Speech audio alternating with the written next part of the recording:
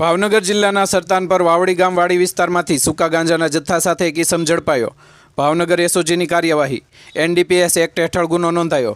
Bhavnagar SOG ટીમે સરતાનપર વાવડી વાડી વિસ્તારમાં દરોડો પાડી એક ઇસમને સૂકા ગાંજાના જથ્થા સાથે ઝડપી પાડ્યો છે। ચોક્કસ બાતમીના આધારે એસઓજીના પોલીસ ઇન્સ્પેક્ટર ડીયુ સુનેસરાના માર્ગદર્શન હેઠળ હેડ કોન્સ્ટેબલ જયરાજસિંહ ચુડાસમા સાથે એસઓજી ટીમે દરોડો પાડી મુદ્દામાલ કબજે કરેલ છે, જેમાં સૂકો ગાંજો 1 કિલો 223 કિલોગ્રામ કિંમત ₹61,150 અને મોબાઈલ ફોન કિંમત ₹2,000 સાથે કુલ મુદ્દામાલ કિંમત ₹63,150 ઝડપી લીધેલ છે। પકડાયેલ આરોપી મુકેશભાઈ જીવારામભાઈ ગોંડલિયા, ઉંમર 35 વર્ષ, રહેવાનું સરતાનપર વાવડી વાડી વિસ્તાર, જિલ્લો ભાવનગર। આરોપી વિરુદ્ધ એનડીપીએસ એક્ટ હેઠળ મુજબ ગુનો નોંધવામાં આવ્યો છે।